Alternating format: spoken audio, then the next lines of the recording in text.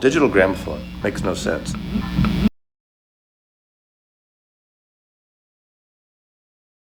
Hey guys, it's John here with another video. You know, I haven't jumped in on a lot of these threads that are going on.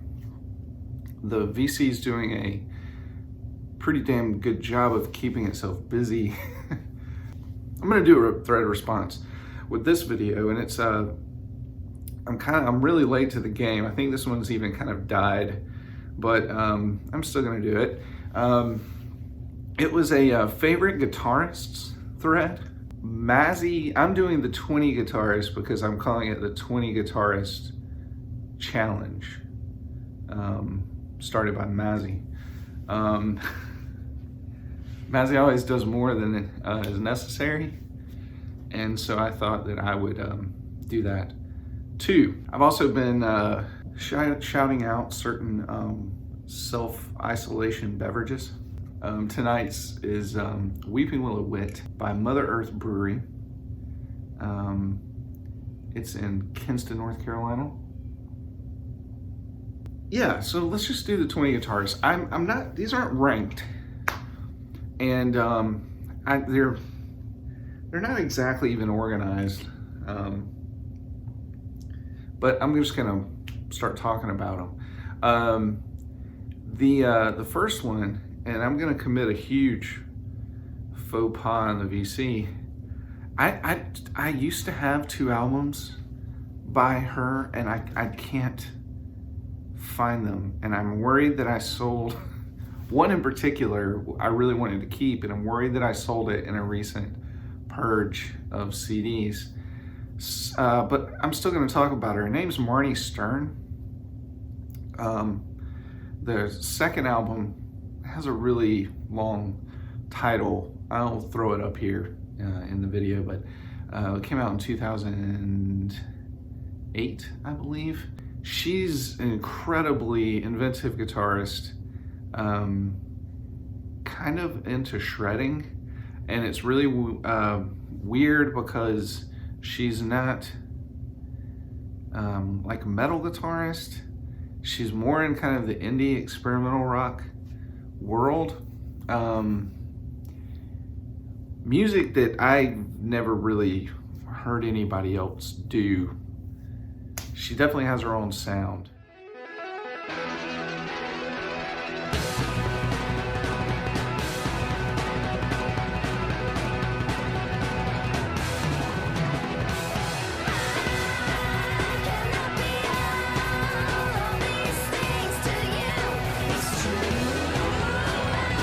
Okay, the next one I'm gonna go with is, and really just for one album alone, even though their other albums are really good, but this was the one that really put him on the map, I think, as a very well-respected guitarist, and it's My Bloody Valentine's Loveless, and the guitarist is Kevin Shields. I am not lucky enough to have this album on vinyl.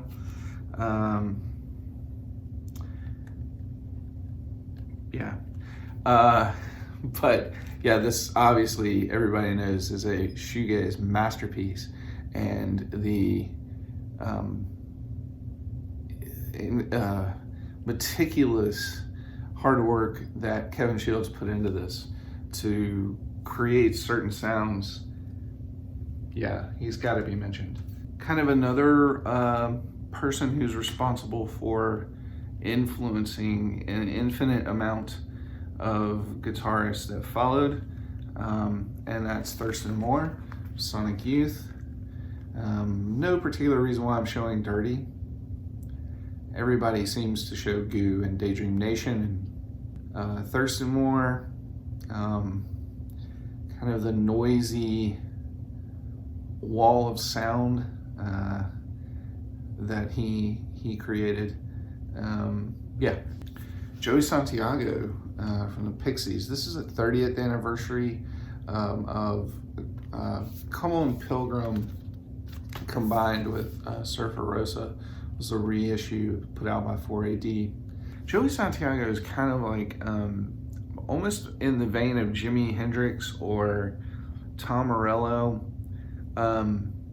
Really turns his guitar, really attacks his guitar and gets it to make sounds on its own using the guitar. I mean, pedals obviously amp sound as well, but just, I don't know, he almost had a certain violent way of playing.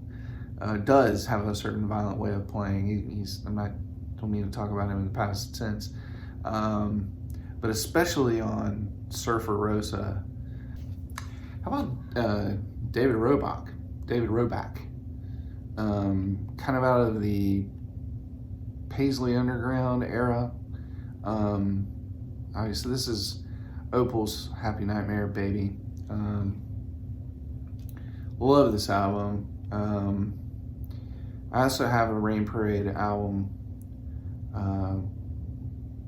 He obviously left the group right after that was recorded. Check out Randall Weaver's channel. He did an excellent overview of David Roback. How about Carrie Brownstein for Sleater-Kinney?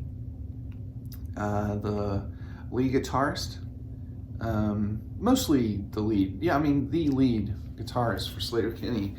I feel like Corin Tucker, I should get a little bit of credit though, because of what she kind of had to do to make up for the lack of bass. But, you know, Carrie Brownstein definitely has her own sound. And it's very evident in earlier work, but if you ask me, their best guitar album is The Woods, is this one. Just my opinion. You gotta mention Bob Mould. And this is Workbook, his first solo album after Husker Du. This is the 25th anniversary. He had, with Husker Du, his kind of wild solos really kind of separated them from a lot of other punk acts throughout the 80s. But even he will say that he's not a very good lead guitarist. He really puts a lot of more work into his rhythm playing, and the chord progressions and stuff that he messes with are from a non-musician's perspective, at least from what I've read, are incredibly inventive. And then just the way that he layers guitars when he's in the studio. It's just, Bob Mould. This one, I don't know how people would react to this, but I'm gonna go with Alan Sparhawk from Low. Again, not really known for flashy lead playing and more just for composition and experimenting with sound. You know, in order to play in a slowcore band and put out as many albums as Low has, you've got to be creative, and he definitely does that.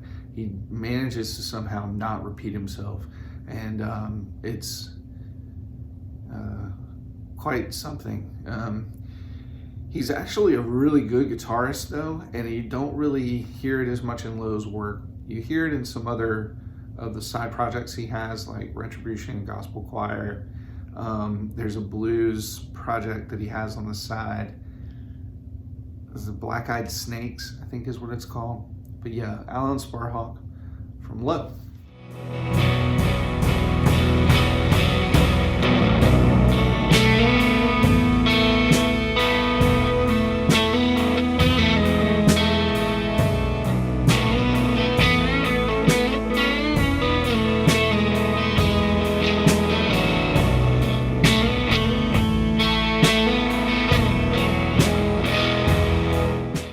Guys would be, the next view would be considered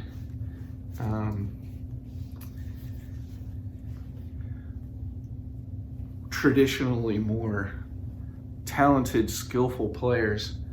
especially this guy, Blake Mills. This is his album, Hey Ho, which is a little bit more of a singer-songwriter album, but the textured, layered guitar work throughout this album is unbelievable. Blake Mills is kind of more known as a studio musician and producer. He's worked with a lot of people. Andrew Bird, Fiona Apple. Fiona Apple actually appears on here. He's on Stephen Malkmus's most recent record. I'll be talking about that one in another video coming up. He's worked with Dawes. He's worked with, I can't even remember. I mean, he's worked with a ton of folks now. But he's much like in the vein of, you know, Ry Cooder is an incredibly talented guitarist, but not extremely flashy and kind of understated, but just really talented and really intelligent with his choices. Blake Mills, very much that same type of player. I can't recommend this album more. Blake Mills, Hi Ho, or Hey Ho.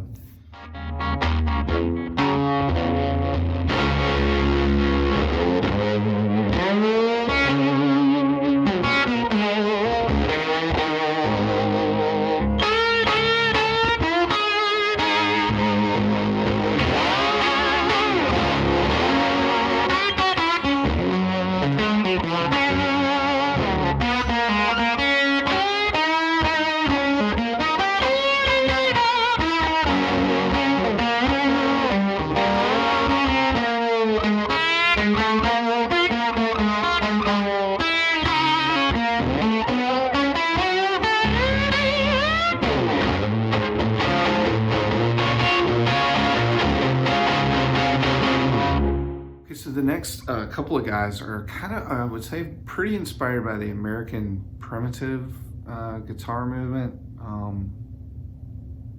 Guys like Fahey, Robbie Basho, you guys know the players. But yeah, William Tyler, who's a guitarist out of Nashville, Tennessee.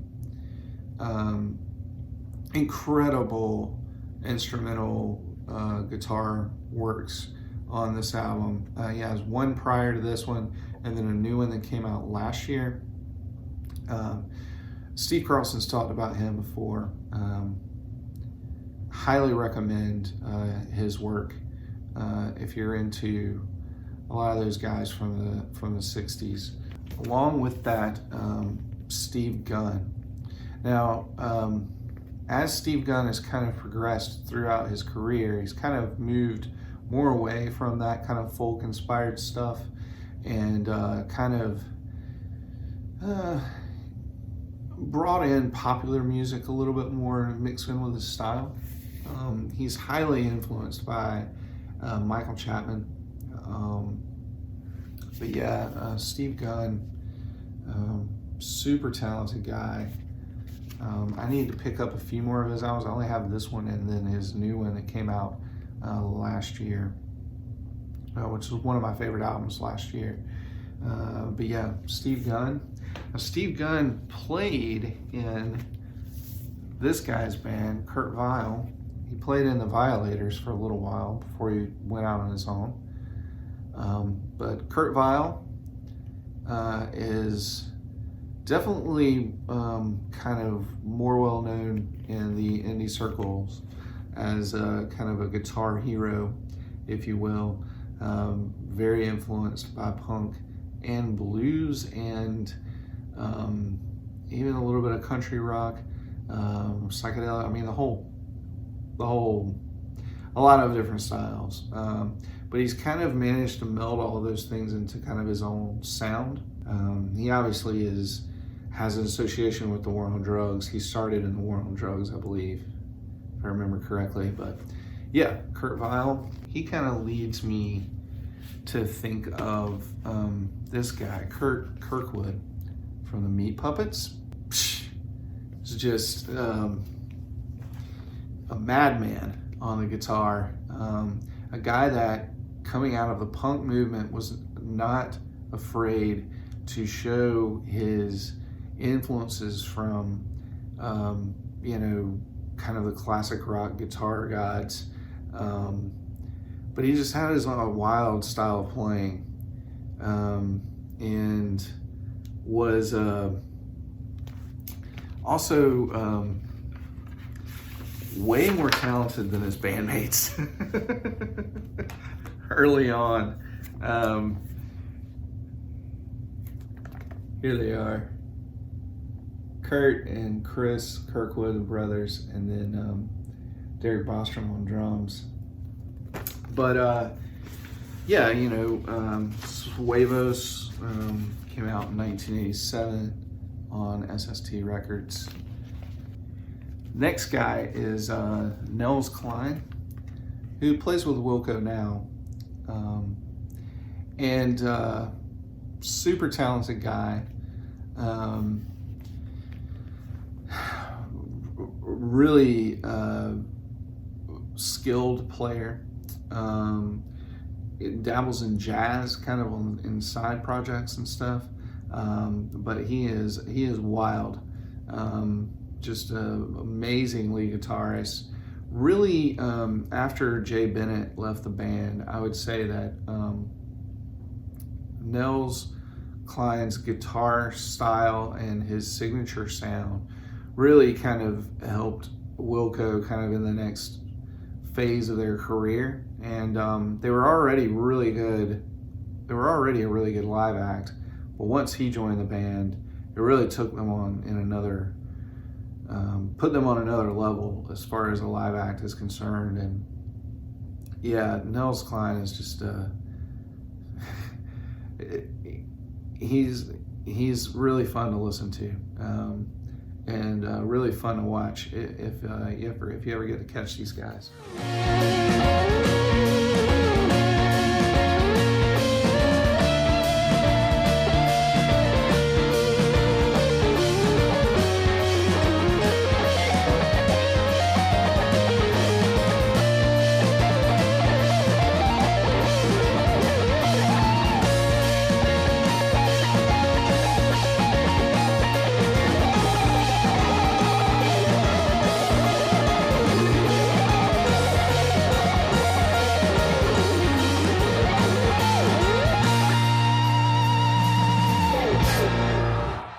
So the next three guys are three of my favorites, and three of a lot of people's favorites, but I call them M and M and M.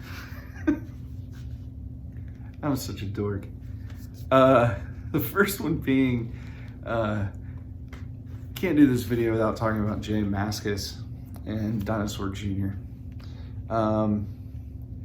This is their 2009 album, Farm.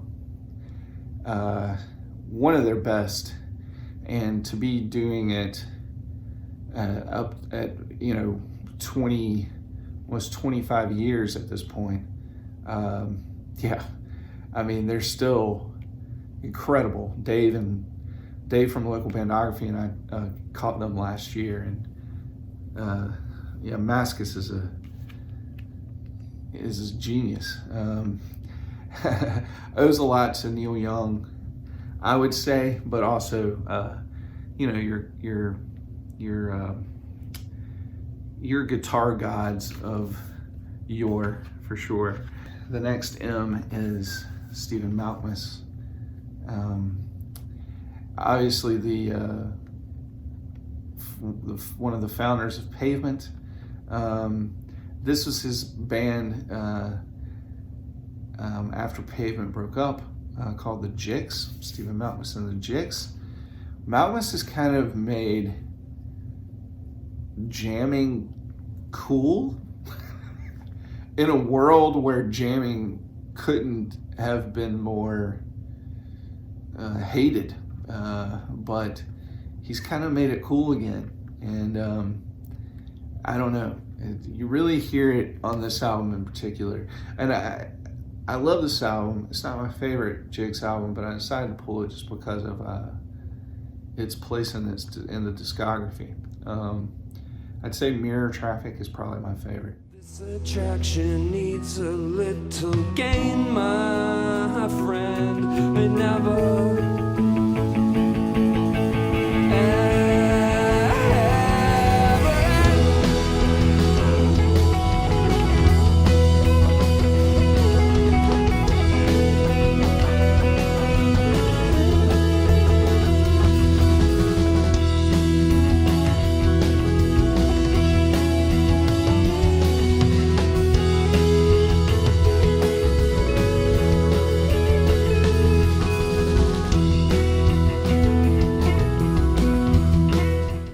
Last M is Doug Marsh from Built to Spill.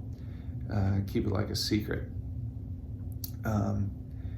This is my personal favorite album by them, but you can't really go wrong if you say Perfect From Now On, or even there's Nothing Wrong With Love, which was their second one, came out in '94. But this came out in '99.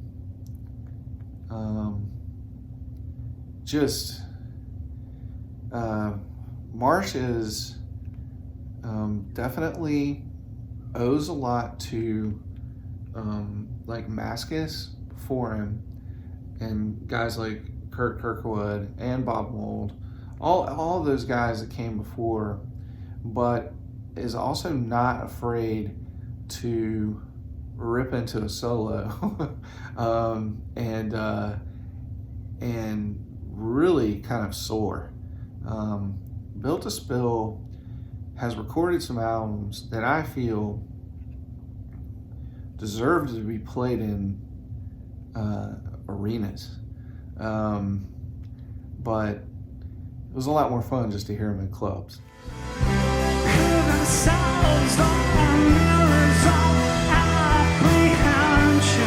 In the falling sun.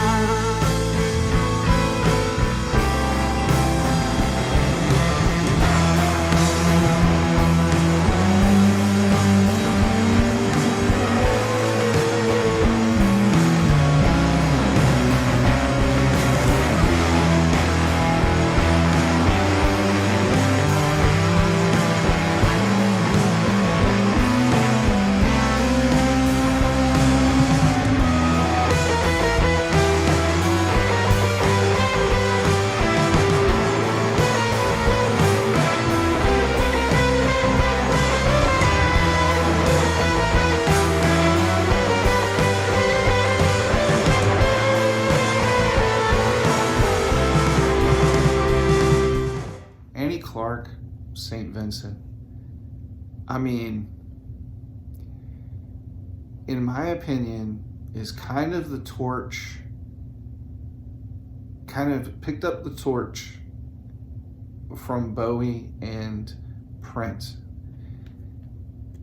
In a way, bear with me, I'm not anointing her yet, but yeah, I mean, just an incredible guitarist,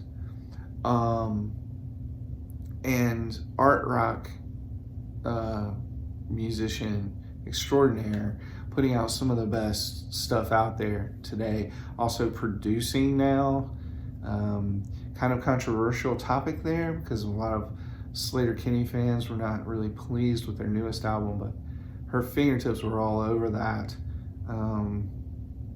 Much like in the way that Eno, you could tell was a producer on the stuff that he worked on.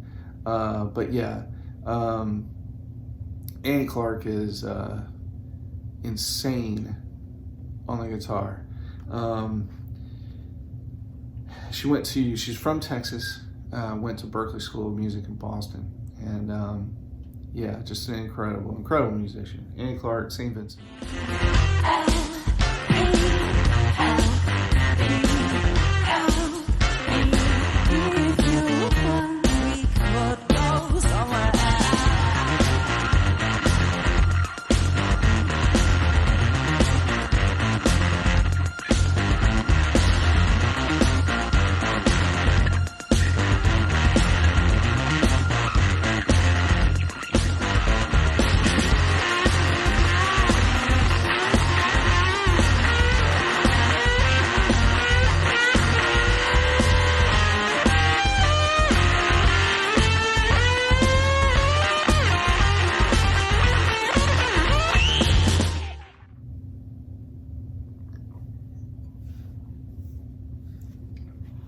And then these last two guys epitomize less is more.